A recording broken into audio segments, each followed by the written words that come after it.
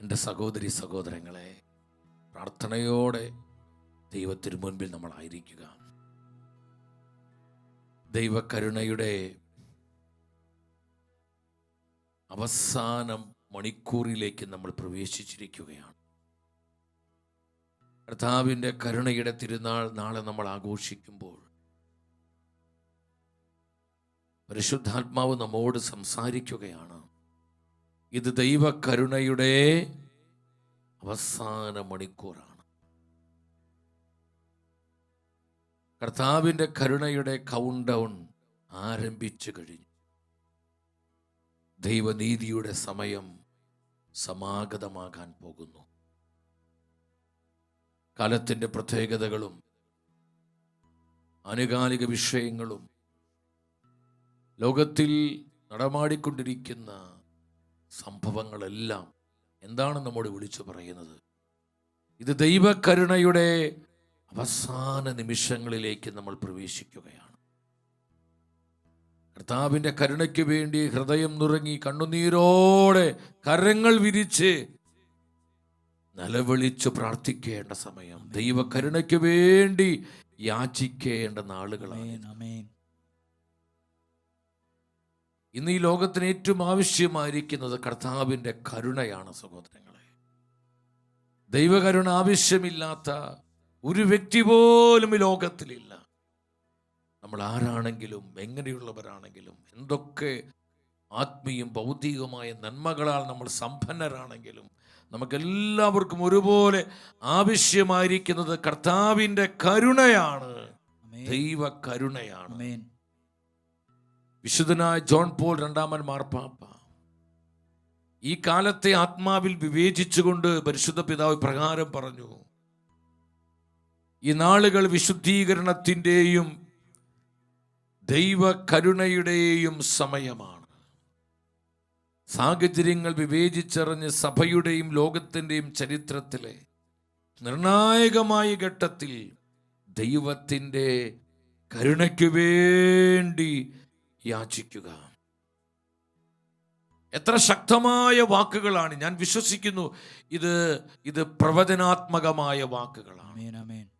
കാലത്തിന്റെ പ്രത്യേകത മനസ്സിലാക്കിക്കൊണ്ട് വിശുദ്ധനായ ജോൺ പോൾ രണ്ടാമൻ മാർപ്പാപ്പ സഭ മക്കളോട് പറയാണ്: ലോകത്തിൻ്റെയും സഭയുടെയും നിർണായകമായ ഈ സമയങ്ങളിൽ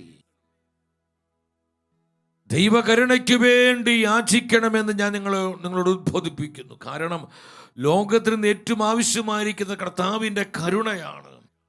തിരുസഭയ്ക്കും ഇന്ന് ഏറ്റവും ആവശ്യമായിരിക്കുന്നത് ദൈവകരുണയാണ്. മാർപ്പാപ്പ പറഞ്ഞു, ഇത് കരുണയുടെ സമയമാണ്, ഇത് ദൈവകരുണയുടെ സമയമാണ്. കരുണയ്ക്ക് വേണ്ടി ദൈവജനം കണ്ണുനീരോടെ ഹൃദയം നുറങ്ങി നിലവിളിച്ച് പ്രാർത്ഥിക്കേണ്ട നാളുകളാണ്. സഹോദരങ്ങളെ, ഈ അടയാളം നമ്മൾ മനസ്സിലാക്കണം. ലോകത്തിൽ നിന്ന് നടമാടിക്കൊണ്ടിരിക്കുന്ന യുദ്ധങ്ങളും യുദ്ധക്കെടുതികളും പ്രകൃതിക്ഷോഭങ്ങളും സത്യവിശ്വാസത്തിന് വിരുദ്ധമായിട്ടുള്ള ദൈവനിന്ദകളും വിശ്വാസത്യാഗങ്ങളും സ്നേഹരാഹിത്യവും വഴിവിട്ട ലൈംഗിക രാജകത്വങ്ങളും പാപമ്ലേച്ഛതയുടെ അതിപ്രസരങ്ങളെല്ലാം എന്താണ് നമ്മോട് വിളിച്ചു പറയുന്നത്? ഇത് ദൈവകരുണയുടെ അവസാന മണിക്കൂറാണ്. നമ്മൾ ആ നിമിഷത്തിലേക്ക് പ്രവേശിക്കുകയാണ്. ഇന്ന് മാനവരാശിക്ക് ഏറ്റവും ആവശ്യമായിരിക്കുന്നത് കർത്താവിൻ്റെ കാരുണ്യമാണ്. എൻ്റെ സഹോദരങ്ങളെ, നമ്മുടെ കർത്താവിൻ്റെ പ്രത്യാഗമനത്തിന് മുൻപായി ഈ ലോകത്തിന് ഈശോയ്ക്ക് നൽകുവാനുള്ള അവസാനത്തെയും ഒടുവിലത്തെയും അടയാളമാണ് ദൈവകരുണ. ദൈവകരുണയുടെ അപ്പോസ്തലയായ വിശുദ്ധ മരിയ ഫൗസ്റ്റീനയോട് കർത്താവ് ആവർത്തിച്ച് പറയുന്നൊരു സത്യമുണ്ട്: എൻ്റെ മകളെ, എൻ്റെ അവസാന വരവിനായി നീ ലോകത്തെ ഒരുക്കുക. എൻ്റെ പ്രത്യാഗമനത്തിനായി ഈ ലോകത്തെ ഒരുക്കുക ഞാൻ നൽകുന്ന അവസാനത്തെ അടയാളമാണ് എൻ്റെ കരുണ. 429 ആ നമ്പറിൽ വിശുദ്ധ ഫൗസ്റ്റീന ഡയറി കുറിപ്പിൽ എഴുതിയിരിക്കുകയാണ്: ലോകത്തെ എൻ്റെ അവസാന വരവിന് വേണ്ടി നീ ഒരുക്കണം. ലോകത്തോട് എൻ്റെ കരുണയെപ്പറ്റി നീ സംസാരിക്കണം. ഈ ലോകത്തിന് ഇനി ഒരു അടയാളം നൽകാനില്ല സഹോദരങ്ങളെ.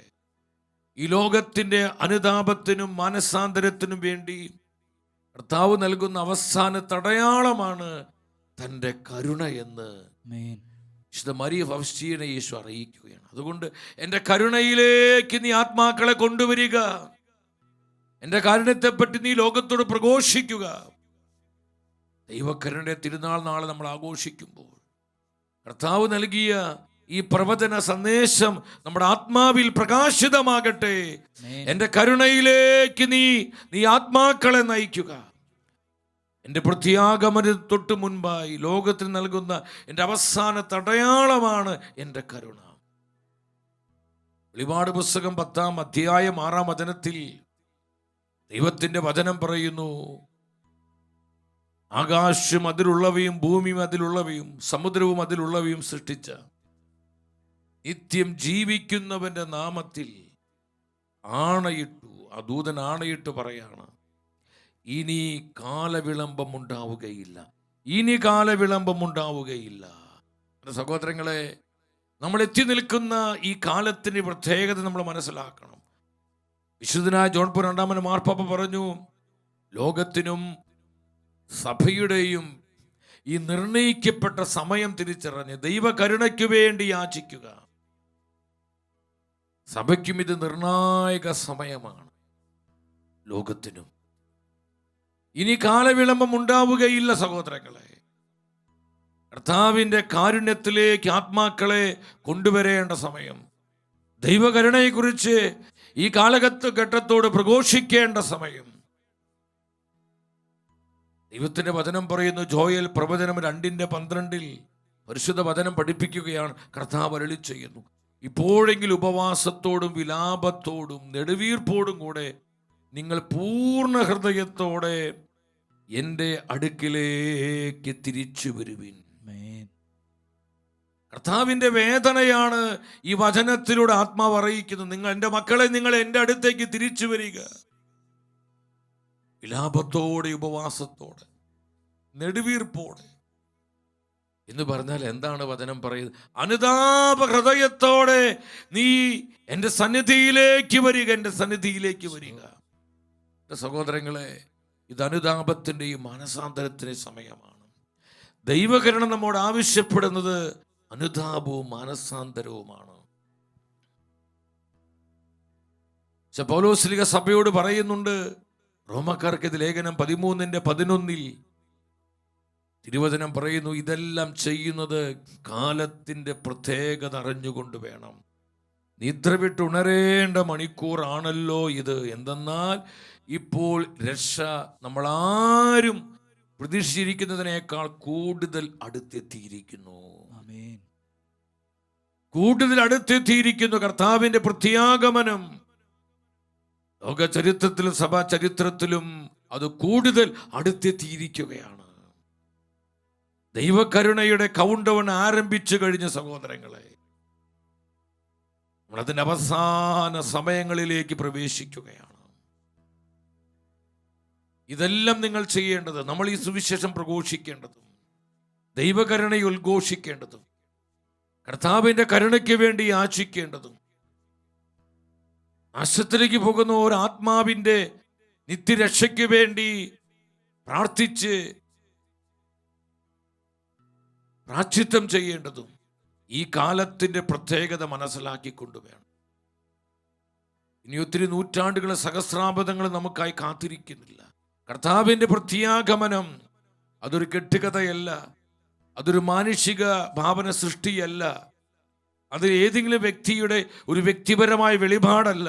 അത് കർത്താവായ യേശുവിൻ്റെ സത്യപ്രബോധനമാണ്. അത് അപ്പോസ്തലന്മാർ വിശ്വസിച്ചു, അത് സഭയെ പഠിപ്പിച്ചു. വിശുദ്ധ കത്തോലിക്ക സഭയുടെ വിശ്വാസ സത്യമാണ്, വിശ്വാസത്തിൻ്റെ പ്രബോധനമാണ് കർത്താവായ യേശുവിൻ്റെ മഹത്വപൂർണമായ പ്രത്യാഗമനം. നമ്മൾ ഈ വചനങ്ങൾ പരിശോധിക്കുമ്പോൾ നമ്മൾ എത്തി നിൽക്കുന്ന ഈ ഒരു സമയത്തിൻ്റെ പ്രാധാന്യത നല്ലതുപോലെ എൻ്റെ പ്രിയപ്പെട്ടവരെ മനസ്സിലാക്കണം. പ്രിയപ്പെട്ടവരെ, ഇനി കഥ പറഞ്ഞിരിക്കാൻ നമുക്ക് നേരമില്ല. എൻ്റെ കരുണയിലേക്ക് ആത്മാക്കളെ കൊണ്ടുവരിക. വേദനയോടെ കർത്താവ് വിശുദ്ധ മരിയ ഫൗസ്റ്റീനയോട് പറഞ്ഞു, എൻ്റെ മകളെ, എൻ്റെ കരുണയിലേക്ക് ആത്മാക്കളെ കൊണ്ടുവരിക. എൻ്റെ വീണ്ടും വരവിനായി നീ ലോകത്തെ ഒരുക്കണം, നീ ലോകത്തെ സജ്ജമാക്കണം. കർത്താവിൻ്റെ പ്രത്യാഗമനത്തെ ത്വരിതപ്പെടുത്തുവാനുള്ള പ്രധാന വഴി ദൈവകരുണ പ്രഘോഷിക്കുക. ദൈവകരുണയ്ക്ക് വേണ്ടി ലോകം മുഴുവനും കർത്താവിൻ്റെ കാരുണ്യം ഒഴുകപ്പെടുവാൻ നമ്മൾ ലോകത്തിനു വേണ്ടി, എല്ലാ ജനതകൾക്കു വേണ്ടി കണ്ണുനീരോടെ പ്രാർത്ഥിക്കുക. സഭയ്ക്ക് വേണ്ടി ദൈവകരുണ യാചിക്കുക. അതിനുള്ള സമയമാണ് ഈ കരുണയുടെ തിരുനാൾ നമ്മളെ ഓർമ്മിപ്പിക്കുന്നത്. വീണ്ടും വിശുദ്ധ മരിയ ഫൗസ്റ്റീനയോട് കർത്താവ് പറഞ്ഞു, 846 ഖണ്ഡികയിലാണ് 48, ദൈവകരുണ അന്ത്യകാലത്തിനുള്ള എൻ്റെ അടയാളമാണ്. അതിനുശേഷം എൻ്റെ നീതിയുടെ ദിനം വരും. എൻ്റെ കരുണയിലേക്ക് അവരെ കൊണ്ടുവരിക. ദൈവകരുണ ഈ കാലത്തിനുള്ള അടയാളം, അന്ത്യകാലത്തിനുള്ള അടയാളം. സഹോദരങ്ങളെ, ഒരു ഫൈനൽ അവറിലേക്ക് കടക്കുകയാണ്. ഈ കാലത്തിനുള്ള, അന്ത്യകാലത്തിനുള്ള അടയാളമാണിത്. അതിനുശേഷം എൻ്റെ നീതി ആഗതമാകുമെന്ന് കർത്താവ് പറയാം. അപ്പോൾ നമ്മൾ ശ്രദ്ധിക്കണം, കർത്താവിൻ്റെ പ്രത്യാഗമന തൊട്ട് മുൻപുള്ള ആ ഒരു സമയങ്ങളിലാണ് നമ്മൾ ജീവിച്ചു കൊണ്ടിരിക്കുന്നത്. കർത്താവിൻ്റെ പ്രത്യാഗമനം, ഈ ദൈവകരുണയുടെ തിരുനാൾ നമ്മൾ ആഘോഷിക്കുമ്പോൾ നമ്മുടെ യേശുവിൻ്റെ പ്രത്യാഗമനത്തെക്കുറിച്ചുള്ള വിചാരം നമുക്കുണ്ടാകണം, പ്രത്യാശ നമുക്കുണ്ടാകണം. ദൈവത്തിന് ജനം വളരേണ്ടത് ഈ പ്രത്യാശയിലാണ്. മാറാനാത്ത ആദിമ സഭ ഈ പ്രത്യാശയുടെ ജനമായിരുന്നു. വിശ്വാസത്തിനുവേണ്ടി രക്തം ചിന്തി മരിക്കുവാൻ അവരെ പ്രാപ്തമാക്കിയത് ഈ ഒരു വിശ്വാസമാണ്, ഈ ഒരു കമ്മിറ്റ്മെന്റ് ആണ്. കർത്താവിൻ്റെ പ്രത്യാഗമനത്തെക്കുറിച്ചുള്ള പ്രത്യാശ. എൻ്റെ കർത്താവ് വീണ്ടും വരും, എൻ്റെ വീണ്ടെടുപ്പിന് വേണ്ടി. ഈശോ ആയിരിക്കുന്നിടത്ത് ഞാനും ആയിരിക്കേണ്ടതിന് അവൻ വന്ന് എന്നെ കൂട്ടിക്കൊണ്ടുപോകും. ഈ ഒരു പ്രത്യാശയാണ് സിംഹങ്ങൾ കടിച്ചു കീറുമ്പോഴും, നീറോയുടെ പൂന്തോട്ടങ്ങളിൽ വിളക്കുമരങ്ങളായി ആദിമ ക്രൈസ്തവർ നമ്മുടെ പിതാക്കന്മാരെ കുത്തിനിർത്തി അവരെ പച്ചയ്ക്ക് കത്തിക്കുമ്പോഴും പരാതികളില്ലാതെ, പരിഭവങ്ങളില്ലാതെ ആ സഹനങ്ങളെ കൃപയായി സ്വീകരിച്ച് തങ്ങളുടെ രക്തസാക്ഷിത്വത്തിലൂടെ ഈശോയോടും സഭയോടുമുള്ള ആ സ്നേഹം വെളിപ്പെടുത്തിയതിന്റെ കാരണം ഈ പ്രത്യാശയാണ്. കർത്താവിന്റെ പ്രത്യാഗമനത്തിലുള്ള പ്രത്യാശ. മാറാനാത്ത കർത്താവേ വരണമേ, കർത്താവേ വരണമേ. എൻ്റെ പ്രിയ സഹോദരി സഹോദരങ്ങൾ, നമ്മുടെ പ്രത്യാശ ഇതായിരിക്കട്ടെ. കർത്താവിന്റെ രണ്ടാം വരവ് കെട്ടുകഥയല്ല. മത്തായിയുടെ സുവിശേഷം 25-ാം അധ്യായം 31-ാം വചനത്തിൽ ഈശോ പറഞ്ഞു. എന്താ ഈശോ പഠിപ്പിച്ചത്? ഇത് ഈശോയുടെ വചനമാണ്. മനുഷ്യപുത്രൻ എല്ലാ ദൂതന്മാരോടുകൂടെ മഹത്വത്തിൽ എഴുന്നള്ളുമ്പോൾ അവൻ തൻ്റെ മഹിമയുടെ സിംഹാസനത്തിൽ ഉപവിഷ്ടനാകും. ഇത് കർത്താവിൻ്റെ സെക്കൻഡ് കമ്മിങ് ആണ്. എല്ലാ സകല ദൂതന്മാരോടുകൂടി മഹത്വത്തിൽ കർത്താവ് എഴുന്നള്ളുമ്പോൾ കൊണ്ട്, മഹത്വത്തിൽ രാജാതിരാജാവായ കർത്താവ് എഴുന്നള്ളും. സഹോദരൻ, അതിന് തൊട്ടു മുൻപുള്ള കരുണയുടെ സമയത്തിലൂടെ നമ്മൾ കടന്നു പോകുന്നത്. നമ്മൾ ഈ കാലത്തിൻ്റെ പ്രാധാന്യത മനസ്സിലാക്കി അനുതാപത്തോടെ, മാനസാന്തരത്തോടെ കർത്താവിനോട് ചേർന്ന് ജീവിക്കുന്നതിൻ്റെ, അതിൻ്റെ പ്രാധാന്യം മനസ്സിലാക്കണം സഹോദരങ്ങൾ. ദൈവത്തിൻ്റെ ആത്മാവ് നമ്മോട് പറയുകയാണ്. വീണ്ടും മത്തായിയുടെ സുവിശേഷം 24-27 വീണ്ടും ഈശോ പറഞ്ഞു. എന്താ ഈശോ പറഞ്ഞത്? ഈശോ പഠിപ്പിക്കുകയാണ്. മനുഷ്യപുത്രന്റെ ആഗമനം എങ്ങനെയായിരിക്കും? കിഴക്ക് നിന്ന് പടിഞ്ഞാറോട്ട് പായുന്ന മിന്നൽ പിണർ പോലെ ആയിരിക്കും മനുഷ്യപുത്രന്റെ ആഗമനം. നനയ്ക്കാത്ത നേരത്ത് മിന്നൽ പിണർ പോലെ വീണ്ടെടുപ്പീനായി നാഥൻ വരും. നനയ്ക്കാത്ത നേരത്ത് മിന്നൽ വീണർ പോലെ വീണ്ടെടുപ്പീനായി യേശു വരും, യേശു വരും, യേശു വരും.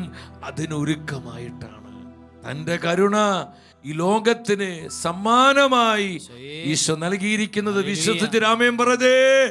ആമേൻ. സ്തുതിക്കുന്നു, സ്തുതിക്കുന്നു, സ്തുതിക്കുന്നു, സ്തുതിക്കുന്നു കർത്താവേ. ഒഴുകട്ടെ, ഒഴുകട്ടെ, ഒഴുകട്ടെ, ഒഴുകട്ടെ, ഒഴുകട്ടെ, ഒഴുകട്ടെ, ഒഴുകട്ടെ. ആമേൻ, ആമേൻ, ആമേൻ, ആമേൻ, ആമേൻ. യോഹന്നാൻ ശ്ലീഹ ആത്മാവിൽ കാണുകയാണ്. വെളിപാട് പുസ്തകം 1-ാം അധ്യായം 7-ാം വചനത്തിൽ എന്താ യോഹന്നാൻ ശ്ലീഹ പറയുന്നത്? ഇതവൻ മേഘങ്ങളുടെ അകമ്പടിയോട് ആഗതനാകുന്നു, ഓരോ മിഴിയും അവിടത്തെ കാണും. അവനെ കുത്തിമുറിവേൽപ്പിച്ചവരും അവനെ പ്രതി മാറത്തടിച്ച് വിലപിക്കുന്ന ഭൂമിയിലെ സർവഗോത്രങ്ങളും, ഭൂമിയിലെ സർവഗോത്രങ്ങളും അവനെ ദർശിക്കും, കർത്താവിനെ ദർശിക്കും, കർത്താവിനെ ദർശിക്കും. ആമേൻ, ആമേൻ. മേഘങ്ങളുടെ അകമ്പടിയോടുകൂടി രാജാതി രാജാവായ കർത്താവ് ആഗതനാകുകയാണ്. ഓരോ മിഴി അത് കാണും. സകല മനുഷ്യരും, എല്ലാ മനുഷ്യരും കർത്താവിൻ്റെ ആ മഹത്വപൂർണമായ 2-ാം വരവ് ദർശിക്കും. അത് ലൈവ് ടെലികാസ്റ്റിംഗ് ആണ്. പ്രത്യേകിച്ച് മീഡിയയുടെ ആവശ്യമില്ല, സാറ്റലൈറ്റിൻ്റെ ആവശ്യമില്ല. സ്വർഗം നേരിട്ട് അത് ടെലികാസ്റ്റ് ചെയ്യാണ്, സംപ്രേഷണം ചെയ്യാണ്. ഈ ഈശോയുടെ സെക്കൻഡ് കമ്മിങ്, 2-ാം വരവ്, പ്രത്യാഗമനം വളരെ ലൈവായി ടെലികാസ്റ്റിംഗ് ആണ്. പരിശുദ്ധ വചനം പറയുന്നു, ഓരോ മിഴിയും അത് കാണും. എന്ത് കാണും? കർത്താവിന്റെ പ്രത്യാഗമനം. രാജാതി രാജാവായി തന്റെ പരിശുദ്ധന്മാരോടുകൂടെ വാനമേഘങ്ങളിൽ കർത്താവ് ആഗതനാകുന്നത് എല്ലാ ജനതകളും ദർശിക്കും, സകല മിഴികളും അത് കാണും. ആമേൻ, ആമേൻ, ആമേൻ എന്ന് പരിശുദ്ധ വചനം പറയാ. അത് സ്ഥിരീകരിക്കപ്പെട്ടതാണ്. അതാർക്കും മാറ്റാൻ പറ്റില്ല.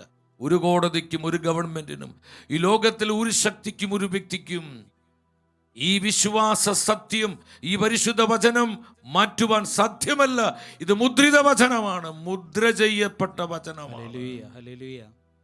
സഹോദരങ്ങളെ, ദൈവ കരുണയുടെ പ്രാധാന്യം നിങ്ങൾ മനസ്സിലാക്കണം. കർത്താവിന്റെ കരുണയിലേക്ക് ലോകം മുഴുവനെയും കൊണ്ടുവരേണ്ടതിൻ്റെ, ഒരാത്മാവിനെയും സമർപ്പിക്കേണ്ടതിൻ്റെ ആവശ്യകത മനസ്സിലാക്കി നമ്മൾ ദൈവകരുണയുടെ പ്രേക്ഷിതരായി, പ്രഘോഷകരായി മാറണം.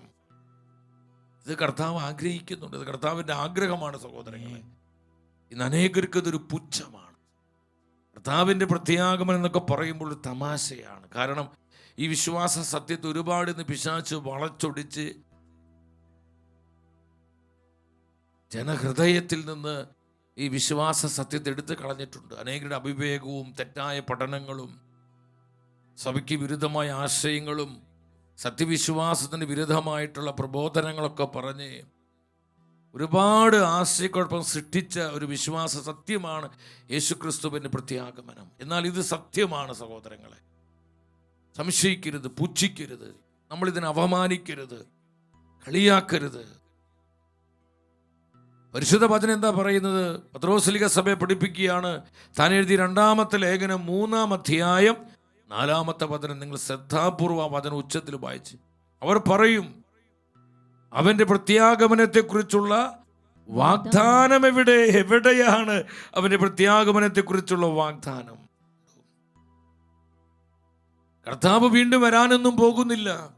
ഒത്തിരി നാളുകളായി ഇത് കേൾക്കാൻ തുടങ്ങിയിട്ട് ലോകത്തിൽ ഉണ്ടായിക്കൊണ്ടിരിക്കുന്ന ഈ സംഭവവികാസങ്ങളും നമ്മളിന്ന് കാണുന്ന ആനുകാലിക വിഷയങ്ങളും കാലത്തിൻ്റെ അടയാളങ്ങളൊന്നും ഇതൊക്കെ നോർമലായി സംഭവിക്കേണ്ട കാര്യങ്ങളാണ്. കർത്താവൊന്നും വരാൻ പോകുന്നില്ല. ഇതൊക്കെ മണ്ടനാശയങ്ങളാണ്, ബുദ്ധിമോശമാണ്, വിവരമില്ലാത്തവര് അടിച്ചുവിടുന്ന കാര്യങ്ങളാണെന്നൊക്കെ പറഞ്ഞ് സംശയിക്കും, അനേകർ ആശയക്കുഴപ്പത്തിലാക്കും. കർത്താവിൻ്റെ പ്രത്യാഗമനം എവിടെയെന്നവർ ചോദിക്കും. ഈ തലമുറയിൽ ആയിരങ്ങളല്ല 10,000 ചോദിക്കുന്നുണ്ട്. കർത്താവിൻ്റെ ആഗമനം, അങ്ങനെ ഒരു സംഗതി ഇല്ല എന്ന് പറഞ്ഞ് ഇതിന് നിന്ദിക്കുന്ന, പരിഹസിക്കുന്ന ദൈവനിന്ദകരെ നമ്മൾ ആ കൂട്ടത്തിൽ എണ്ണപ്പെട്ടു പോകരുത് സഹോദരങ്ങളെ. അവരെല്ലാം കർത്താവിൻ്റെ കരുണയിലേക്ക് സമർപ്പിക്കണം. നമ്മൾ കർത്താവിൻ്റെ കരുണകടയിൽ മുക്കി പ്രാർത്ഥിക്കണം. മരിയ ഫൗസ്റ്റീനോട് ഈശോ പറഞ്ഞു, എൻ്റെ കരുണയിലേക്ക് സമർപ്പിക്കപ്പെടുന്ന ഒരു ആത്മാവ് പോലും നശിച്ചു പോകാൻ ഞാൻ അനുവദിക്കുകയില്ല. ഒരു ഹല്ലേലൂയ പറഞ്ഞേ. ഒരു ആത്മാവ് പോലും നശിച്ചു പോകാൻ കർത്താവ് സമ്മതിക്കില്ല. ആരെല്ലാം ആ കരുണയിലേക്ക് ഏൽപ്പിക്കപ്പെടുന്നു അവരെല്ലാം കർത്താവ് രക്ഷിക്കും. സഹോദരങ്ങളെ, ആ കുടുംബങ്ങളെ രക്ഷിക്കും, ആ സമൂഹങ്ങളെ പ്രൊട്ടക്ട് ചെയ്യും. ഒരെത്ര കഠിന മാരക പാപികളാണെങ്കിലും അവർക്ക് അനുതാപം കർത്താവ് കൊടുക്കും, മാനസാന്തര കൃപ കർത്താവ് നൽകും. അപ്പോൾ കർത്താവിൻ്റെ രണ്ടാം വരവ്, സെക്കൻഡ് കമ്മിങ്, അതൊരു കെട്ടുകഥയല്ല. നമ്മൾ ലോകത്തിൽ നിന്ന് ഉണ്ടായിക്കൊണ്ടിരിക്കുന്ന പലവിധ ക്ലേശങ്ങൾ നമുക്കറിയാം. ഒരുപാട് ക്ലേശത്തിൻ്റെ സമയമാണിത്. യുദ്ധങ്ങൾ, യുദ്ധക്കെടുതികൾ മൂലം ജനം പൊറുതിമുട്ടുകയാണ്. ഭക്ഷ്യവിഷയങ്ങൾ ഇന്നത്തെ ഒരു പ്രധാന ന്യൂസാണ്. ഇന്ത്യയിൽ എണ്ണ വേണ്ട വിധം ലഭിക്കുന്നില്ല. ഡീസലിനും പെട്രോളിനൊക്കെ വില കൂടും. പല രാജ്യങ്ങളിൽ ലോക്ക്ഡൗൺ പോലെയുള്ള അവസ്ഥയിലേക്ക് പോയി. ഭക്ഷ്യപ്രശ്നങ്ങളുണ്ടാകും, വിലകയറ്റങ്ങളുണ്ടാകുന്നു, വരുമാനം കുറഞ്ഞു, ചെലവുകൾ ഒരുപാട് വർദ്ധിച്ചു. അതൊരു ദേശത്തൊരു രാജ്യത്ത് മാത്രമല്ല, ലോകം മുഴുവൻ ജനം നട്ടം തിരിയുകയാണ്. സാമ്പത്തികമായ ദുരിതങ്ങൾ, ബുദ്ധിമുട്ടുകൾ, അതിന് കൂടെ ചില പകർച്ചവ്യാധികൾ, യുദ്ധക്കെടുതികൾ, പ്രകൃതിക്ഷോഭങ്ങൾ എന്ന് വേണ്ട സമാധാനം നഷ്ടപ്പെട്ടു പോകുന്നൊരവസ്ഥ. ലോകത്തിൻ്റെ ആശ്വാസം എടുത്തുമാറ്റപ്പെട്ടൊരവസ്ഥ. ഞാൻ വിശ്വസിക്കുന്നു ഇനി ലോകത്തിന് പഴയതുപോലെ ജീവിക്കാൻ പറ്റില്ല. ആഭ്യന്തര കലഹങ്ങൾ, ആഭ്യന്തര പ്രശ്നങ്ങൾ, ലോകത്തിൽ പല രാജ്യങ്ങളിൽ യുദ്ധങ്ങൾ, പല രാജ്യങ്ങളിലും ഇന്റേണലായി നടക്കുന്ന പല സമരങ്ങൾ, കലാപങ്ങൾ, വയലൻസ്. ലോകം ഇന്ന് ഒരുപാട് അസ്വസ്ഥമാണ്, കലുഷിതമാണ്. സഹോദരങ്ങളെ, ഇത് അവിചാരിതമല്ല. ഇതെല്ലാം കാലത്തിന്റെ അടയാളങ്ങളാണ്. ഇതെന്താ നമ്മോട് വിളിച്ചു പറയുന്നത്? കർത്താവിന്റെ കരുണയ്ക്ക് വേണ്ടി നിലവിളിച്ച് പ്രാർത്ഥിക്കേണ്ട സമയം, ദൈവകരുണയിലേക്ക് ആത്മാക്കളെ കൊണ്ടുവരേണ്ട സമയം, കർത്താവിന്റെ കരുണ കടലിൽ അസംഖ്യം ആത്മാക്കളെ മുക്കി പ്രാർത്ഥിക്കേണ്ട സമയം. ഹല്ലേലൂയ. സ്തുതിക്കുന്നു കർത്താവേ. കൃപ ചൊരിയണമേ. നിങ്ങൾ ടെലിവിഷനിലൂടെ മറ്റ് ഓൺലൈൻ പ്ലാറ്റ്ഫോമുകളിലൂടെ ഈ ശുശ്രൂഷയിൽ പങ്കെടുത്ത് പ്രാർത്ഥിക്കുമ്പോൾ ചങ്ക് പൊട്ടി നിലവിളിച്ച് കണ്ണുനീരോടെ പ്രാർത്ഥിക്കണം. കർത്താവേ, അവിടുത്തെ കരുണ കൊണ്ട് എന്നെ പൊതിയണം, എന്റെ കുടുംബത്തെ വിശുദ്ധീകരിക്കണം, എന്റെ തലമുറകളെ സുഖപ്പെടുത്തണം, എന്റെ സഭയെ നവീകരിക്കണം, ലോകം മുഴുവനെയും വിശുദ്ധീകരിക്കണം. കർത്താവിന്റെ കരുണയ്ക്ക് മാത്രമേ ഈ ലോകത്തെ മാറ്റുവാൻ സാധിക്കുള്ളൂ, ഈ ലോകത്തെ രൂപാന്തരപ്പെടുത്താൻ സാധിക്കുള്ളൂ. നമ്മുടെ ജീവിതങ്ങളെ ട്രാൻസ്ഫോം ചെയ്യാൻ, നമ്മുടെ കുടുംബങ്ങളെ ശുദ്ധീകരിക്കാൻ കർത്താവിന്റെ കരുണയ്ക്ക് മാത്രമേ സാധിക്കൂ. കരുണയ്ക്ക് മാത്രമേ സാധിക്കൂ. കർത്താവിന്റെ കാരുണ്യം ശാശ്വതമാണ്. 100-ാം സങ്കീർത്തനം 5-ാമത്തെ വചനം. കർത്താവിന്റെ കാരുണ്യം മാറ്റമില്ലാത്തതാണ്, അത് മാറിപ്പോകാത്തതാണ്, അതെന്നേക്കും നിലനിൽക്കുന്നതാണ്. ഈ വചനം വിശ്വസിക്കുന്ന ഉച്ചത്തിൽ ഹല്ലേലൂയ പറഞ്ഞേ. സ്തുതിക്കുന്ന കർത്താവ്. വളരെ ക്ലേശങ്ങൾ നിറഞ്ഞൊരു സമയം. ഈ ക്ലേശപൂർണമായ സമയത്തിൽ നമ്മൾ എന്ത് ചെയ്യണം? കർത്താവിൻ്റെ കരുണയിൽ അഭയം തേടണം, കർത്താവിൻ്റെ കരുണയിൽ നമ്മൾ ആശ്രയിക്കണം. വേറെ ഒരു വഴിയില്ല സഹോദരങ്ങളെ. നിങ്ങളിതിന് പുച്ഛിക്കരുത്, നിസ്സാരമായി കാണരുത്. ഈ മെസ്സേജ് നിങ്ങളുമായി ഞാൻ പങ്കുവെക്കുമ്പോൾ ഇതിനെ ലാഘവമായി നിങ്ങൾ തള്ളിക്കളയരുതേ. ക്ലേശങ്ങൾ നിറഞ്ഞ, പ്രതിസന്ധികൾ നിറഞ്ഞ, സഹനങ്ങൾ നിറഞ്ഞ, ദുരിതങ്ങൾ നിറഞ്ഞ, കഷ്ടതകൾ നിറഞ്ഞ ഈ ഒരു സമയത്ത് നമ്മൾ എന്ത് ചെയ്യണം? കർത്താവിൻ്റെ കരുണയിൽ അഭയം തേടണം. കർത്താവിൻ്റെ കാരുണ്യത്തെ നമ്മൾ ആശ്രയിക്കണം. ദൈവകരുണയ്ക്ക് മാത്രമേ നമ്മെ നിലനിർത്തുവാനായിട്ട് സാധിക്കും. ബാക്കിയെല്ലാം മാറ്റപ്പെട്ടു പോകും, ബാക്കിയെല്ലാം എടുത്തു മാറ്റപ്പെടും. ഇത് മറക്കരുത്, നിങ്ങൾ മറക്കരുത്. പൗലോസ്ലീഹ സത്യം സഭയോട് പറഞ്ഞു. പ്രവചനാത്മാവിൽ പൗലോസ്ലീഹ എന്താ സഭയോട് പറഞ്ഞത്?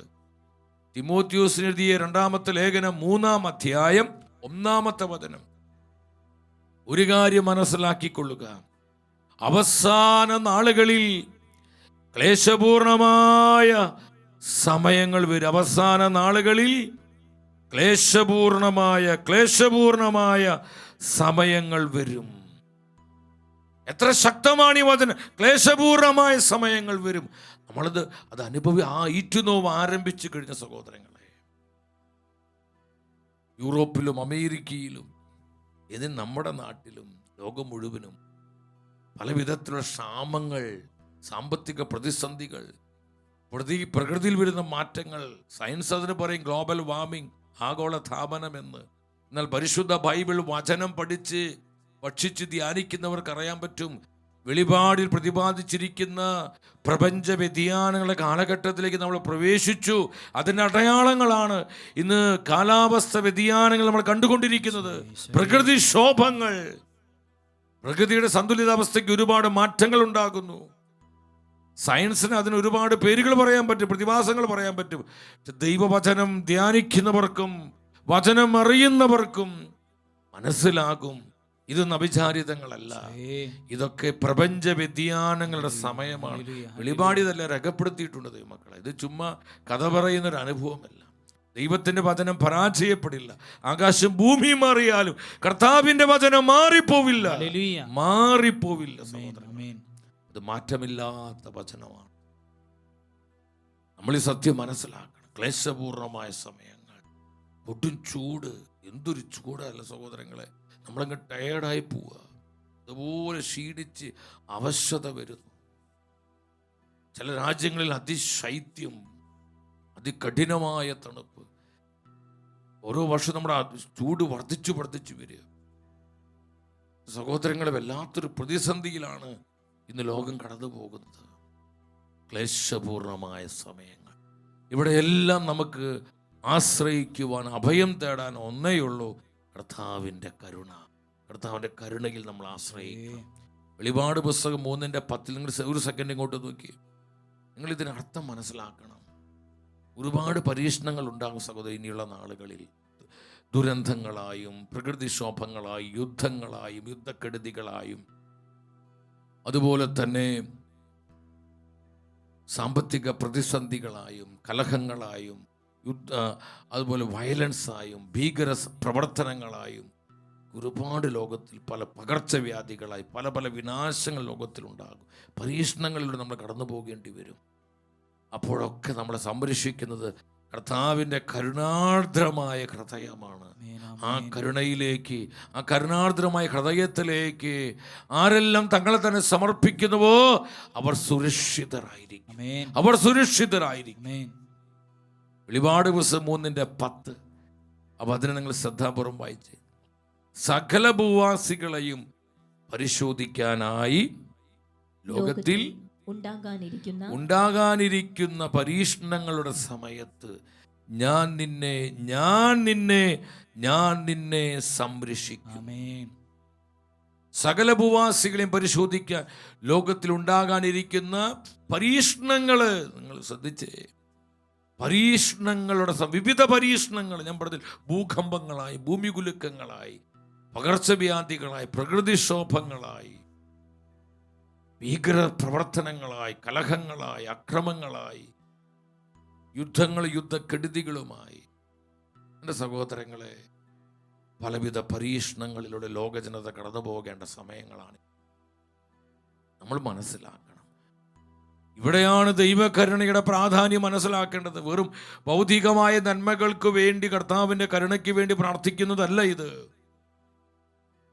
നമ്മുടെ ആത്മരക്ഷയ്ക്കും അനേകരുടെ ആത്മാക്കളുടെ രക്ഷയ്ക്കുമായി കർത്താവിൻ്റെ കാരുണ്യത്തിന് വേണ്ടി യാചിക്കേണ്ട നാളുകള്, ദൈവകരുണയ്ക്ക് വേണ്ടി നിലവിളിക്കേണ്ട സമയം, കർത്താവിൻ്റെ കരുണയിൽ ഞാനും നിങ്ങളും അഭയം തേടേണ്ട സമയം, നമ്മൾ ആശ്രയിക്കേണ്ട സമയം. ഇത് പറയുമ്പോൾ ശക്തമായൊരു അനോയിന്റിങ്, അഭിഷേകം എൻ്റെ മേൽ വ്യാപരിക്കുന്നു. കർത്താവ് പലരെയും സ്പർശിക്കുന്നു. പലർക്ക് ഈ കരുണയുടെ ഒരു സ്പാർക്ക് കൊടുക്കുന്നു. പലർക്ക് ഹീലിംഗ് കിട്ടുന്നു. പല ഹൃദയങ്ങളെയും കർത്താവ് തുറക്കുന്നതായി ഞാൻ കാണുന്നു. കർത്താവേ പ്രവർത്തിക്കണമേ, കർത്താവേ പ്രവർത്തിക്കണമേ, അഭിഷേകം ചെയ്യണമേ.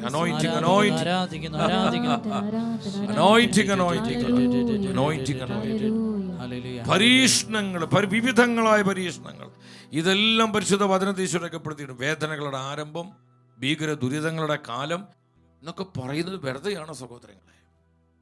മത്തായിയുടെ സുവിശേഷം 24-ാം അധ്യായം 21-ാം വചനത്തിൽ ഈശോ പറയുന്നു, 24-21 എന്താണ് ഈശോ പറയുന്നത്? എന്തെന്നാൽ ലോകാരംഭം മുതൽ ഇന്നേ വരെ ഉണ്ടായിട്ടില്ലാത്ത, ഇനി ഉണ്ടാകാൻ ഇടയില്ലാത്ത ഉഗ്രമായ പീഡനം, ഉഗ്രമായ ക്ലേശങ്ങൾ, ദുരിതങ്ങൾ ആ നാളുകളിൽ ഉണ്ടാകും. ലോകാരംഭം മുതൽ ഇന്നേ വരെ ഉണ്ടായിട്ടില്ലാത്ത, ഇനി ഉണ്ടാകാൻ ഇടയില്ലാത്ത ഉഗ്രമായ പീഡനങ്ങൾ, ഉഗ്രമായ പീഡനങ്ങൾ അന്നുണ്ടാകും. എൻ്റെ സഹോദരങ്ങളെ, ക്ലേശപൂർണമായ സമയങ്ങൾ വരും, ക്ലേശപൂർണമായ സമയങ്ങൾ. ഈ സമയത്ത് നമുക്ക് അഭയമായിട്ടുള്ളത് ദൈവത്തിൻ്റെ കരുണയാണ്, കർത്താവിൻ്റെ കരുണാർദ്രമായ സ്നേഹമാണ്. സകല ഭൂവാസികൾക്കും വിവിധങ്ങളായ പരീക്ഷണങ്ങൾ, വിവിധ പരീക്ഷണങ്ങളിലൂടെ കടന്നു പോകും. ഒരുപാട് പരീക്ഷണങ്ങൾ ഉണ്ടാകും. ഇതിലൊന്നാണ് സഭയിലെ പല മിസ്റ്റേക്സുകൾക്കും കർത്താവ് വെളിപ്പെടുത്തി കൊടുത്തിട്ടുള്ള ഒന്നാണ് സഹോദരങ്ങൾ. എന്താണ്? ലോകത്തിലുണ്ടാകുന്ന പല പല പ്രതിസന്ധികളിൽ വെറുതെ പറയുന്ന പല മിസ്റ്റേക്സുകൾക്കും വെളിപ്പെടുത്തി കിട്ടിയിട്ടുണ്ട്. 3 ദിവസം വരുന്ന കൂരിരുട്ട്, 3 ദിവസം ഉണ്ടാകുന്ന കൂരിരുട്ട്. അന്ന് നമുക്കറിയാം, മനുഷ്യൻ നിർമ്മിച്ച യാതൊന്നും പ്രകാശിക്കുകയില്ല, വെഞ്ചിരിച്ച മെഴുകുതിരികൾ മാത്രമാണ് പ്രകാശിതമാകുന്നത്. കർത്താവിനോട് ചേർന്ന് ജീവിച്ച, ദൈവകരുണയിൽ ആശ്രയിച്ച് തങ്ങളെ തന്നെ ശുദ്ധീകരിച്ച് നിർമ്മലരാക്കിയ ജീവിതങ്ങളിലാണ്, അവരാണ് ആ മുദ്രിത ആത്മാക്കൾ. അവർക്കാണ് സംരക്ഷണ മുദ്രയുണ്ടാകുന്നത്. അവർ സംരക്ഷിക്കപ്പെടും. ലോകം ഇതുവരെ കാണാത്ത ഉഗ്രമായ അവസ്ഥകൾ ആ 3 ദിനങ്ങളിലൂടെ ലോകം കടന്നു പോകും. പൈശാചിക ശക്തികൾ കുടികുത്തി വാഴും. ഭൂകമ്പങ്ങളും അസ്വസ്ഥതകളും പ്രകൃതിക്ഷോഭ എന്നു വേണ്ട കൊടിയ തകർച്ചയുടെ സമയങ്ങൾ സഹോദരങ്ങൾ. ഈ സമയം കണ്ണുനീരോടെ കർത്താവിൻ്റെ കരുണയ്ക്ക് വേണ്ടി യാചിച്ച് പ്രാർത്ഥിക്കുന്ന ജീവിതങ്ങൾ, കുടുംബങ്ങൾ, അപ്രകാരം കർത്താവിനോട് ചേർന്ന് ജീവിച്ചവരെല്ലാം സംരക്ഷിക്കപ്പെടും. ലോകത്തിന് വലിയ പരീക്ഷണത്തിൻ്റെ സമയങ്ങളാണ് ഇത്. വെറുതെ പറയുന്നതാണ്? ആണോ? അല്ല, വചനം പറയുന്നു, സകല ഭൂവാസികളെയും പരിശോധിക്കാനായി ലോകത്തിൽ ഉണ്ടാകുന്ന പരീക്ഷണങ്ങള്, വിവിധ പരീക്ഷണങ്ങളിലൂടെ നമ്മൾ ലോക ജനത കടന്നു പോകും. ഒരു രാജ്യമോ ഒരു ദേശമോ ഒരു ഭൂഖണ്ഡമോ അല്ല, എല്ലാ ജനതകളും ഒരുപോലെ ഈ പരീക്ഷണങ്ങളിലൂടെ കടന്നു പോകേണ്ടി വരും. അന്ന് നമ്മെ സംരക്ഷിക്കുന്നതും നമ്മെ നിലനിർത്തുന്നതും കർത്താവിന്റെ കരുണയാണ്, ദൈവകരുണയാണ്, ദൈവത്തിന്റെ കരുണയാണ്. ആ കാട് നിങ്ങളൊന്ന് ശ്രദ്ധിച്ചേ. 3 ദിവസം ഉണ്ടാകുന്ന കൂരിരുട്ട്, അതിനെക്കുറിച്ച് പറയുന്നുണ്ട് സഹോദരങ്ങളെ. അതൊന്ന് ശ്രദ്ധിച്ചൊന്ന് ഡിസ്പ്ലേ ചെയ്ത് എന്താ പറയുന്നതല്ലേ? പരിപൂർണമായ അന്ധകാരത്തിൽ 3 ദിവസം വസിക്കാൻ തയ്യാറായിരിക്കുക. പരിപൂർണ അന്ധകാരത്തിലെ, പരസ്പരം കാണാൻ പോലും പറ്റാത്ത അന്ധകാരം, കൂരിരുട്ട്. അന്ന് വെഞ്ചിരിച്ച മെഴുകുതിരികൾ പ്രകാശിതമാകും. ആ 3 ദിവസങ്ങൾ സമീപസ്ഥമാണ്. ഭക്ഷിക്കുവാനും പാനം ചെയ്യുവാനും സാധ്യമാകാതെ മരിച്ചതിന് തുല്യമായിരിക്കും ആ ദിവസങ്ങൾ. അതിൻ്റെ അന്ത്യത്തിൽ പ്രകാശം കടന്നു വരും. പക്ഷെ വളരെ പേരും ആ പ്രകാശം ദർശിക്കുവാൻ ശേഷിക്കുകയില്ല. അവരെല്ലാം ഈ ലോകത്ത് മാറ്റപ്പെട്ടു പോകും. കർത്താവിൻ്റെ കാരുണ്യത്തിൻ്റെ മുദ്രയുള്ള മുദ്രിതാത്മാക്കൾ രക്ഷിക്കപ്പെടും. ആ കുടുംബങ്ങൾ ആ സമൂഹങ്ങൾ സംരക്ഷിക്കപ്പെടും. മക്കളെ, നമ്മളിതിന് അർത്ഥം മനസ്സിലാക്കും.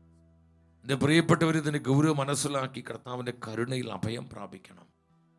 വെറുതെ ഭൗതികമായ നന്മകൾ നേടിയെടുക്കാൻ വേണ്ടി കരുണയുടെ ജപമാല ചൊല്ലുന്നവരാകരുത്.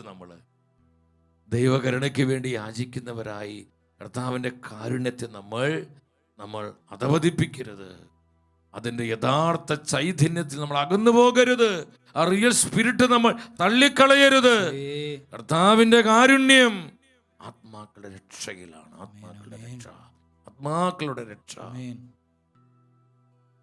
ഈ കൂരിരുട്ട് പരിശുദ്ധ വചനത്തിൽ കാണുന്നുണ്ട്. ഈജിപ്തിന്റെ മേൽ ആ ജഡ്ജ്മെന്റ് വന്നു കഴിഞ്ഞപ്പോൾ നമ്മൾ എന്താ കാണുന്നത്? 3 ദിവസമല്ലേ? പുറപ്പാട് പുസ്തകം 10-ാം അധ്യായം 21, 22, 23 വചനങ്ങൾ നിങ്ങൾ ശ്രദ്ധാപൂർവ്വം ഉച്ചത്തിൽ വായിച്ച്. കർത്താവ് മോശയോട് പറഞ്ഞു, നിന്റെ കൈ ആകാശത്തേക്ക് നീട്ടുക, ഈജിപ്തിൽ ഇരുട്ടുണ്ടാകട്ടെ, തൊട്ടറിയാവുന്ന ഇരുട്ട്. മോശ ആകാശത്തിലേക്ക് കൈ നീട്ടി. ഈജിപ്ത് മുഴുവൻ 3 ദിവസത്തേക്ക് കൂരിരുട്ട് വ്യാപിച്ചു. അവർക്ക് പരസ്പരം കാണാൻ പറ്റാത്ത വിധ കൂരിരുട്ട്, യഥേഷ്ടം നീങ്ങാൻ സഞ്ചരിക്കാൻ പറ്റാത്ത വിധത്തിലുള്ള കൂരിരുട്ട്. സഹോദരങ്ങളെ, ഈജിപ്ത് മുഴുവൻ വ്യാപിക്കുകയാണ്. ഇതുപോലത്തെ 3 ദിവസം ലോകം മുഴുവൻ അതുപോലെ അന്ധകാരത്തിലാകും. പ്രാർത്ഥിക്കണം. ഇതൊന്നും ഒത്തിരി വിദൂരങ്ങളല്ല, നൂറ്റാണ്ടുകളും സഹസ്രാബ്ദങ്ങളും കാത്തിരിക്കേണ്ട വേദനകളുടെ ആരംഭം ആരംഭിച്ചു കഴിഞ്ഞു. ഈറ്റുനോവ് ആരംഭിച്ചു കഴിഞ്ഞു. കർത്താവിൻ്റെ പ്രത്യാഗമനത്തോട് ബന്ധപ്പെട്ട് ലോകത്തിൽ വെളിപ്പെടുന്ന പ്രതിഭാസങ്ങളുടെ സമയത്തിലേക്ക് നമ്മൾ പ്രവേശിച്ചു കഴിഞ്ഞു. ഇത് അനുതാപത്തിൻ്റെയും മാനസാന്തരത്തിൻ്റെ സമയമാണ്. ദൈവകരുണയിലേക്ക് ആത്മാക്കളെ കൊണ്ടുവരേണ്ട സമയം. കർത്താവിൻ്റെ കരുണയിൽ ശരണപ്പെട്ട് ജീവിക്കേണ്ട നാളുകൾ. ദൈവകരുണ ലോകത്തോട് പ്രഘോഷിക്കേണ്ട കൃപയുടെ സമയം. എന്താണ് ഈ കരുണയുടെ ലക്ഷ്യം സഹോദരങ്ങൾ? ദൈവകരുണയുടെ ലക്ഷ്യം എന്താണ്? പൗലോസിലെ സഭയെ പഠിപ്പിക്കുന്ന റോമക്കാർക്കുള്ള ലേഖനം റോമൻസ് ചാപ്റ്റർ 2:4 2:4 പരിശുദ്ധ വചനം പറയുന്നു, അത് അവിടുത്തെ നിസ്സീമമായ കരുണയും സഹിഷ്ണുതയും ക്ഷമയും നീ നിസ്സാരമാക്കുകയാണ് ചെയ്യുന്നത്. നിന്നെ അനുതാപത്തിലേക്ക് നയിക്കുകയാണ് ദൈവത്തിൻ്റെ കരുണയുടെ ലക്ഷ്യമെന്ന് നീ അറിയുന്നില്ലേ? അപ്പൊ ദൈവകരുണയുടെ ലക്ഷ്യം സഹോദരങ്ങളെ നമ്മുടെ അനുതാപമാണ്, മാനസാന്തരമാണ്. Yes, repentance. അനുതപിക്കാത്ത ഒരു ആത്മാവിലേക്ക് കർത്താവിൻ്റെ കരുണ ഒഴുകപ്പെടുകയില്ല. അനുതാപമില്ലാത്ത കുടുംബങ്ങളിൽ ദൈവകരുണ വസിക്കുകയില്ല. കർത്താവിൻ്റെ കരുണ അനുഭവിക്കാൻ ആ കുടുംബങ്ങൾക്ക് പറ്റുകയില്ല. അനുതാപമില്ലാത്ത, ഹൃദയകാഠിന്യം ബാധിച്ച സമൂഹങ്ങളിൽ, ജനതകളിൽ ദൈവകരുണ സ്വന്തമാക്കാൻ പറ്റില്ല സഹോദരങ്ങളെ. അനുതപിക്കുന്ന ജീവിതത്തിലാണ് കർത്താവിൻ്റെ കരുണ അനുഭവിക്കാൻ പറ്റുന്നത്. ദൈവകരുണ സ്വന്തമാക്കി ജീവിക്കാൻ കഴിയുന്ന ആർക്കാണ്?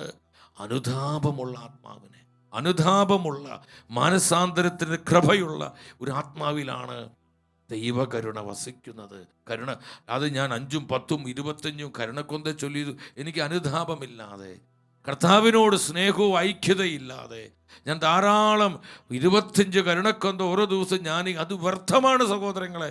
അതിന് പവറില്ല. ഞാനും നിങ്ങളും യാചിക്കുന്ന ദൈവകരുണയുടെ പ്രാർത്ഥനകൾക്ക് ശക്തി ഉണ്ടാകണമെങ്കിൽ എന്റെയും നിന്റെയും ജീവിതം അനുതാപത്തിന്റെ ആത്മാവിൽ നിറയപ്പെട്ട ജീവിതമാകണം. Yes, spirit of repentance. അനുതാപത്തിന്റെ ആത്മാവ്, മാനസാന്തരത്തിന്റെ കൃപ എന്നിലും നിന്നിലും ഉണ്ടാകണമെന്ന് കർത്താവ് ആഗ്രഹിക്കുന്നു. നിന്നെ അനുതാപത്തിലേക്ക് നയിക്കുക എന്നതാണ് ദൈവകരുണയുടെ ഒരു ലക്ഷ്യമില്ല. ആത്മാവിന്റെ രക്ഷ, ആത്മാക്കളുടെ രക്ഷ, ഇതാണ് ദൈവകരുണയുടെ ലക്ഷ്യമെന്ന് ദൈവത്തിൻ്റെ, ഇത് ജീവനുള്ള വചന സഹോദരങ്ങളെ, ഇത് സത്യത്തിൻ്റെ വചനമാണ്, കൃപയുടെ വചനമാണ്. ഈ വചനം പരാജയപ്പെടുന്നില്ല, ഈ വചനം മാറിപ്പോകുന്നില്ല.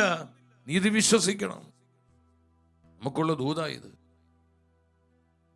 വിശുദ്ധ മരിയ ഫൗസ്റ്റീനയോട് ഈശോ വീണ്ടും പറഞ്ഞു, 965 ഖണ്ഡികയിൽ എന്താണ് ഫൗസ്റ്റീനയോട് ഈശോ പറഞ്ഞത്? ആത്മാക്കളെ എൻ്റെ വലിയ കരുണയെപ്പറ്റി അറിയിക്കുക. എന്തെന്നാൽ എൻ്റെ നീതിയുടെ ഭീകരദിനം അടുത്തിരിക്കുന്നു.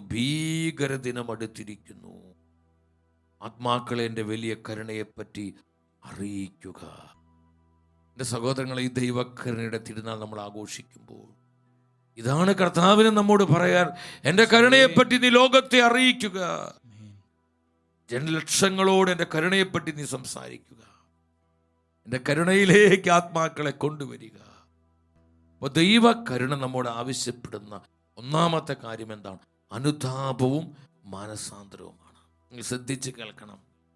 ദൈവത്തിൻ്റെ കരുണ, ദൈവകരുണയുടെ തിരുനാൾ നാളെ ആഗോള സഭയിൽ ആഘോഷിക്കുമ്പോൾ, അപ്പം ഞായറാഴ്ചയാണ്. നമ്മുടെ പിതാവായ തോമാശ്ലീഹ വിശ്വാസം ഏറ്റുപറഞ്ഞ ദിവസമാണ്. എൻ്റെ സഹോദരങ്ങളെ, ഈ കൃപയുടെ ദിനത്തിനായി നമ്മൾ ഒരുങ്ങുമ്പോൾ ശ്രദ്ധിക്കണം. എന്താണ് കർത്താവിൻ്റെ കരുണ നിന്നോട് ആവശ്യപ്പെടുന്നത്? അനുതാപമാണ്, മാനസാന്തരമാണ്. അനുതാപവും മാനസാന്തരം. അതുകൊണ്ട് ഈശോ പറഞ്ഞത് ലൂക്കായുടെ സുവിശേഷം 13-ാം അധ്യായം 5-ാമത്തെ വചനം നമുക്ക് സുപരിചിതമായ വചനമാണ്. ഉച്ചത്തിൽ വായിച്ചേ.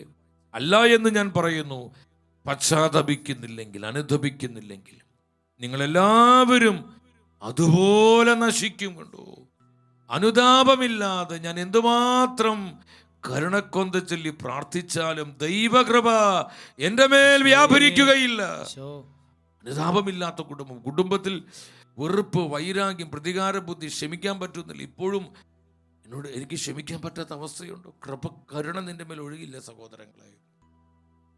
ദൈവകരുണ അനുഭവിക്കണമെങ്കിൽ നിരുപാധികം ക്ഷമിക്കണം, അനുതാപമുണ്ടാവണം, മനസാന്തര കൃപയുണ്ടാകണം. ഇല്ലെങ്കിൽ പാറപ്പുറത്ത് വീണ വിത്തിനെ പോലെയാകും, മുൾച്ചെടികൾക്കിടയിൽ വീണ വിത്തുകളെ പോലെയാകും നമ്മുടെ ജീവിതം. മനസ്സിലാവുന്നുണ്ടോ? ഒരു മാറ്റം ഉണ്ടാവില്ല. നമുക്ക് കൃപ സ്വീകരിക്കാൻ പറ്റില്ല, അഭിഷേകത്തിൽ വളരാൻ പറ്റില്ല, വചനം ജീവിക്കാൻ പറ്റില്ല. സഹോദരങ്ങളെ, നമ്മളിത് മനസ്സിലാക്കണം. അപ്പോസ്തല പ്രവർത്തനം 17:30 ഇത് തന്നെയാണ് വചനം പഠിപ്പിക്കുന്നത്. അജ്ഞതയുടെ കാലഘട്ടങ്ങളെ ദൈവം കണക്കിലെടുത്തില്ല, എന്നാൽ ഇപ്പോൾ എല്ലായിടത്തുമുള്ള സകല ജനങ്ങളും അനുതപിക്കണമെന്ന് കർത്താവ് ആജ്ഞാപിക്കുന്നു. അപ്പോൾ ഈ ദൈവകരുണയുടെ തിരുനാൾ എന്താ നമ്മോട് ആവശ്യപ്പെടുന്നത്? റിപ്പന്റ്, അനുതപിക്കുക. ഞാനും നിങ്ങളും അനുതപിക്കണം. നമ്മുടെ കുടുംബങ്ങൾ അനുതപിക്കണം, നമ്മുടെ സഭ അനുതപിക്കണം. കർത്താവിനെതിരെ കാണിച്ച നിന്ന അപമാനങ്ങൾ, കർത്താവിനേറ്റ അവഹേളനങ്ങൾ, കർത്താവിന് ഹൃദയത്തിന് നമ്മൾ ഏൽപ്പിച്ച മുറിപ്പാടുകൾ, നൊമ്പരങ്ങൾ നമ്മൾ അനുതപിക്കണ്ടേ. അതിനെയോർത്ത് അനുതപിക്കണ്ടേ. അനുതാപമില്ലാതെ കർത്താവിൻ്റെ കരുണ സ്വീകരിക്കാൻ പറ്റൂ? അനുതാപമില്ലാത്ത ജീവിതത്തിൽ ദൈവകരുണ ഒഴുകപ്പെടൂ? ഒരിക്കലുമില്ല.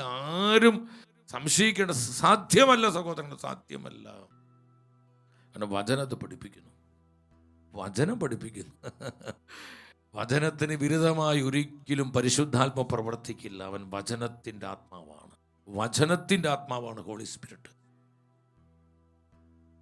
നമുക്കൊന്ന് പ്രാർത്ഥിക്കാം. കർത്താവിൻ്റെ കരുണ യാചിച്ച് നമ്മുടെ വ്യക്തി ജീവിതത്തെ, കുടുംബങ്ങളെ, നമ്മുടെ മക്കൾ, യുവജനങ്ങൾ, നമ്മുടെ തലമുറകൾ, നമ്മുടെ സമൂഹങ്ങൾ, നമ്മുടെ സഭ, ലോകം മുഴുവൻ, ലോകരാജ്യങ്ങൾ, എല്ലാ ജനതകളെയും കർത്താവിൻ്റെ കരുണയിലേക്ക് സമർപ്പിക്കുക. ആ കരുണക്കടലിൽ മുക്കി നമ്മൾ പ്രാർത്ഥിക്കുക. ആ കരുണാർദ്രമായ ഹൃദയത്തിലേക്ക് സമർപ്പിക്കുക. ആരും നശിച്ചു പോകാത്ത കർത്താവിൻ്റെ കരുണയ്ക്ക്, ആരെല്ലാം ഈ കരുണയിലേക്ക് സമർപ്പിക്കപ്പെടുന്നു അവരാരും നഷ്ടപ്പെട്ടു പോവില്ല എന്നുള്ള കർത്താവിന്റെ വാഗ്ദാനത്തിൽ വിശ്വസിച്ചു ലോകരാജ്യങ്ങളെ സമർപ്പിക്കുക. ലോക സമാധാനത്തിന് വേണ്ടി പ്രാർത്ഥിക്കുക. യുദ്ധങ്ങളും യുദ്ധക്കെടുതികളും വിട്ടൊഴിഞ്ഞു പോകട്ടെ. യുദ്ധപ്രിയര് ചിതറിക്കപ്പെടട്ടെ. കർത്താവിന്റെ കരുണയാൽ ലോകം ശുദ്ധീകരിക്കപ്പെടട്ടെ. സഭ നവീകരിക്കപ്പെടട്ടെ. കുടുംബങ്ങൾ വിശുദ്ധീകരിക്കപ്പെടട്ടെ. തലമുറകൾ സൗഖ്യം പ്രാപിക്കട്ടെ. വ്യക്തി ജീവിതങ്ങൾ ആത്മശക്തിയാൽ നിറയട്ടെ. നമുക്കതിനായി പ്രാർത്ഥിക്കാം. കരങ്ങൾ ഉയർത്തി, കരങ്ങൾ ഉയർത്തി, ഹൃദയം തുറന്നൊരു മനസ്സോടെ എല്ലാം മറന്ന് കർത്താവിന്റെ കാരുണ്യത്തിന് വേണ്ടി, ദൈവ കരുണയ്ക്ക് വേണ്ടി നിലവിളിച്ചുകൊണ്ട് നമ്മൾ ഒന്നിച്ച് വിളിക്കുന്ന യേശുവേ, ഈശോ, ഈശോയേ, കുടുംബങ്ങളിലേക്ക് കരുണ ചൊരിയണമേ. കരുണ, കരുണ. സ്തുതിച്ച് പ്രാർത്ഥിക്കുക. മടുത്തു പോകരുത്. ഹൃദയം തുറന്ന് വിളിക്കേ, വിശ്വാസത്തോടെ വിളിക്കേ. കർത്താവിന്റെ കരുണയ്ക്ക് വേണ്ടി നിലവിളിക്കേ. ദൈവ കരുണയ്ക്ക് വേണ്ടി കുടുംബങ്ങളെ അനുഗ്രഹിക്കണമേ. ദൈവ കരുണയാൽ തലമുറകളെ സുഖപ്പെടുത്തണമേ. കർത്താവ് ഞങ്ങളുടെ കാരുണ്യത്താൽ സഭയെ നവീകരിക്കണമേ. ലോക ജനതകളിൽ സമാധാനം നൽകണമേ. ലോകരാജ്യങ്ങളെ ശുദ്ധീകരിക്കണമേ. ലോകരാജ്യ തലവന്മാരെ അഭിഷേകം ചെയ്യണമേ. ലോകത്തിൽ ഭരണകൂടങ്ങളെ കർത്താവേ അവിടുന്ന് മുദ്ര ചെയ്യണമേ. സ്തുതിക്കുന്നു. കഠിന പാപികൾ മാനസാന്തരപ്പെടണമേ. മാരക പാപികളെ സമർപ്പിക്കുന്നു. അനുതാപമില്ലാത്ത ആത്മാക്കളെ സമർപ്പിക്കുന്നു. മാനസാന്തരങ്ങൾ നഷ്ടപ്പെട്ടവരെ സമർപ്പിക്കുന്നു. ജഡബാബുദ്ധി ജീവിക്കുന്നവരെ സമർപ്പിക്കുന്നു. സ്നേഹം തണുത്തുപോയ ആത്മാക്കളെ സമർപ്പിക്കുന്നു. ക്രൂരന്മാരായ ആത്മാക്കള്, എടുത്തുചാട്ടക്കാരെ, നന്ദിയില്ലാത്തവരെ, വിശുദ്ധി നഷ്ടപ്പെട്ടു പോയ ആത്മാക്കള്, അഹങ്കാരികള്, സ്വാർത്ഥരെ, ധനമോഹികള് കർത്താവെ സമർപ്പിക്കുന്നു. കരുണ ചൊരിയണമേ, കരുണ ചൊരിയണമേ, കരുണ വർഷിക്കണമേ. ഇരുകരമായി ഒറ്റ വിളി യേശുവേ.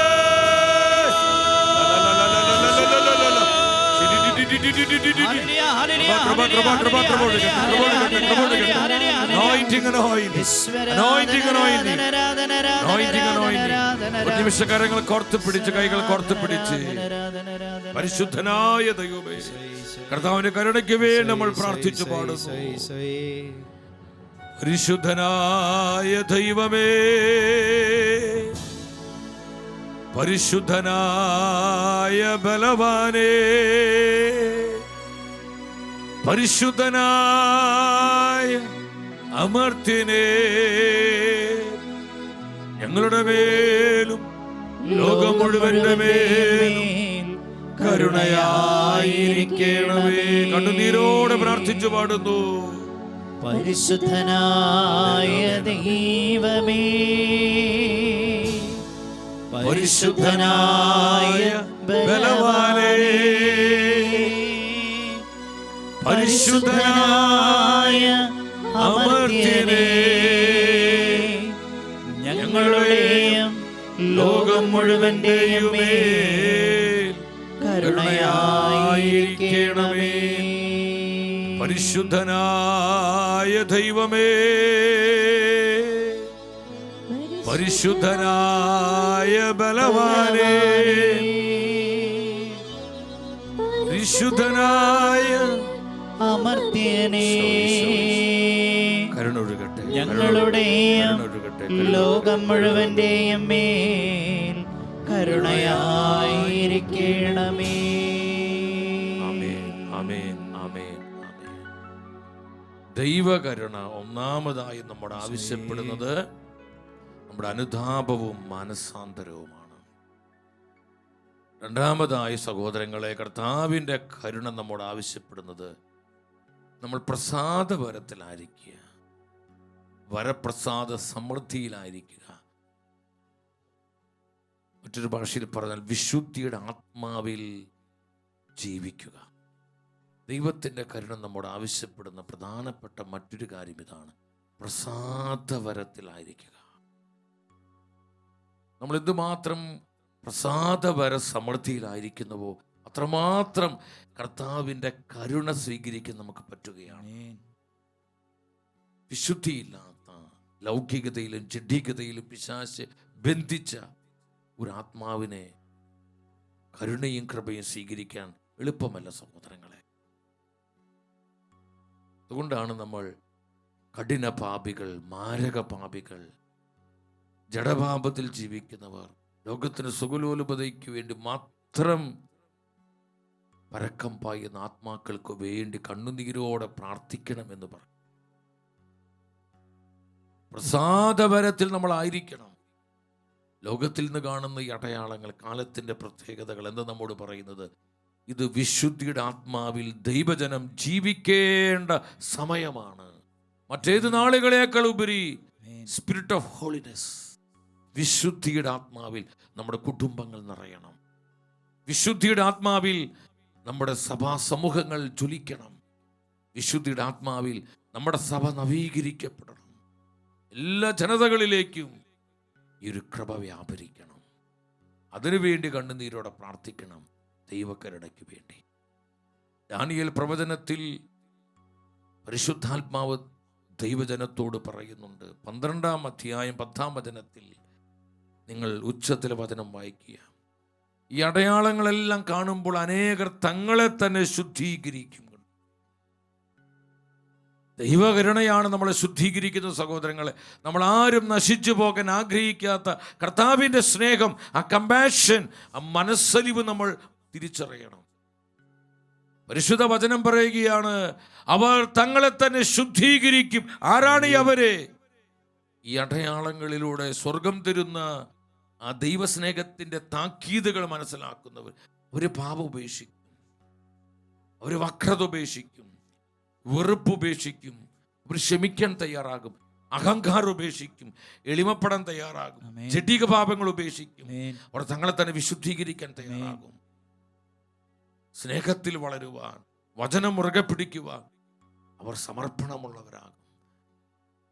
പരിശുദ്ധ വചനം പറയുക, ദൈവജനം തങ്ങളെ തന്നെ ശുദ്ധീകരിക്കേണ്ട ഈ 2026 ദൈവകരുണയുടെ തിരുനാൾ നമ്മോട് പറയുന്ന സത്യം ഇതാണ്. ഇത് ശുദ്ധീകരണത്തിന്റെ സമയമാണ്. കർത്താവിന്റെ കാരുണ്യമാണ് നമ്മളെ ശുദ്ധീകരിക്കുന്നത്. എല്ലാ ശുദ്ധികളിൽ നിന്നും നമ്മളെ കഴുകി ശുദ്ധീകരിക്കുന്നത് ദൈവത്തിന്റെ കരുണയാണ്. ആമേൻ. വിശ്വസിച്ച് രാമേൻ പറഞ്ഞേ. ആമേൻ. ഓ സ്തുതിക്കുന്നു, ഹല്ലേലൂയ, സ്തുതിക്കുന്നു, ഹല്ലേലൂയ. സ്തുതിക്കുന്നു, സ്തുതിക്കുന്നു കർത്താവേ. അവർ തങ്ങളെ തന്നെ ശുദ്ധീകരിക്കുകയും വെണ്മയുള്ളവരാക്കുകയും ചെയ്യും. എന്നാൽ ദുഷ്ടർ ദുഷ്ടത പ്രവർത്തിച്ചു കൊണ്ടിരിക്കും. അവർ ഗ്രഹിക്കുകയില്ല. ജ്ഞാനികൾ ഇതെല്ലാം ഗ്രഹിക്കും. ജ്ഞാനികൾ ഗ്രഹിക്കും. സഹോദരൻ, ജഡീക മനുഷ്യർക്ക്, ലൗകിക മനുഷ്യർക്ക് ഈ ദൈവകരുണയുടെ മഹത്വം മനസ്സിലാക്കാൻ പറ്റില്ല. എന്തുമാത്രം കരുണയെക്കുറിച്ച് പ്രസംഗിച്ചാലും അവരുടെ ഹൃദയകാഠിന്യം മാറിപ്പോവില്ല. കാരണം അവർക്ക് ദൈവാശ്രയത്വം ഇല്ലാത്തൊരവസ്ഥ. ദൈവകരുണയിൽ ശരണപ്പെടാൻ അവർക്ക് ഒരു മനസ്സുമില്ല. വചനം പഠിപ്പിക്കുക, അവർക്കിതൊന്നും മനസ്സിലാവില്ല. ഈ അടയാളങ്ങളെ മനസ്സിലാവില്ല. ദൈവസ്നേഹത്തിന്റെ താക്കീതുകൾ മനസ്സിലാവുകയില്ല. ദൈവവചനത്തിന്റെ മുന്നറിയിപ്പുകൾ മനസ്സിലാവുകയില്ല. ദൈവകരുണയുടെ മഹത്വം മനസ്സിലാവില്ല. അവർ പാപത്തിലും സുഖലോലുപതയിലും ലൗകികതയിലും ജഡികതയിലും എല്ലാവിധ മ്ലേച്ഛതയിലും അരാജകത്വത്തിലും അവർ ഇങ്ങനെ സുഖിച്ചു ജീവിക്കും. അവർ ദുഷ്ടത പ്രവർത്തിച്ചു കൊണ്ടേയിരിക്കും. എന്നാൽ ജ്ഞാനികൾ ഇത് ഗ്രഹിക്കും. കർത്താവിന്റെ കരുണയുടെ ആവശ്യം, ദൈവകരുണയ്ക്ക് വേണ്ടി നിലവിളിക്കേണ്ടതിൻ്റെ പ്രാധാന്യത, കർത്താവിൻ്റെ കരുണയിൽ അഭയം തേടേണ്ടതിൻ്റെ മഹത്വം അവർ മനസ്സിലാക്കും. സഹോദരി സഹോദരങ്ങളെ, ഇതറിയാത്ത ജീവിതങ്ങളായി നമ്മൾ മാറരുത്. എത്ര കൃത്യമാണ് ദൈവത്തിൻ്റെ വചനം പറയുന്നത്. വെളിപാട് പുസ്തകം 22:14 വചനത്തിൽ ഇതേ സത്യമാണ് കർത്താവ് പഠിപ്പിക്കുന്നത്. ജീവന്റെ വൃക്ഷത്തിന്മേൽ അവകാശം ലഭിക്കാനും കവാടങ്ങളിലൂടെ നഗരത്തിലേക്ക് പ്രവേശിക്കാനും തങ്ങളുടെ അങ്കികൾ കഴുകി ശുദ്ധിയാക്കുന്നവർ ഭാഗ്യവാന്മാർ. തങ്ങളുടെ അങ്കികൾ കഴുകി ശുദ്ധിയാക്കുന്നവർ ഭാഗ്യവാന്മാർ. കർത്താവിൻ്റെ കരുണ നമ്മിൽ ചെയ്യുന്നതാണ് നമ്മുടെ ജീവിതത്തെ കഴുകി ശുദ്ധീകരിക്കുകയാണ്. നമ്മുടെ അങ്കികളെ കഴുകി വെളുപ്പിക്കുകയാണ് ദൈവകരുണ നമ്മിൽ ചെയ്യുന്നത്. നമ്മുടെ കുടുംബങ്ങളിൽ, നമ്മുടെ സമൂഹങ്ങളിൽ, നമ്മുടെ സഭയിൽ, ലോകം മുഴുവനിലും കർത്താവിന്റെ കരുണ ചെയ്യുന്നത് ഈ ശുദ്ധീകരണത്തിന്റെ പ്രവൃത്തിയാണ്.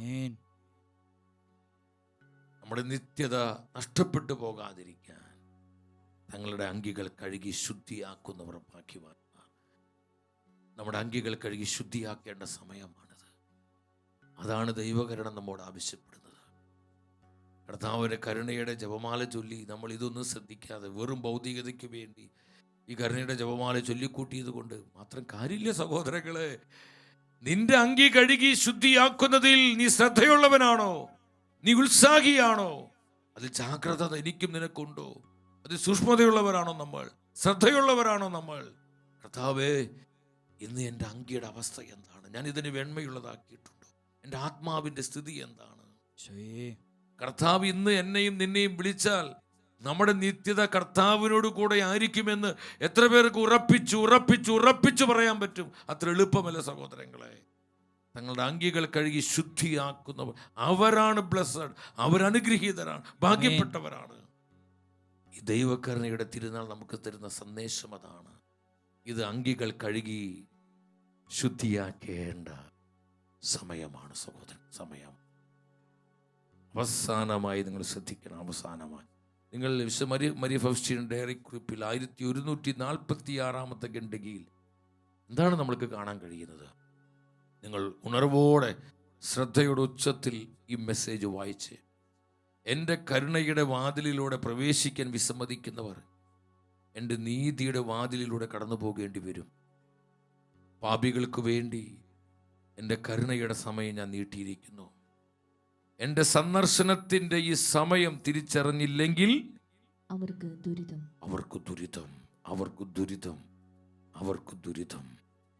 അതുകൊണ്ട് ഈശോ പറഞ്ഞത്, എൻ്റെ കരുണയിലേക്ക് ആത്മാക്കളെ കൊണ്ടുവരിക.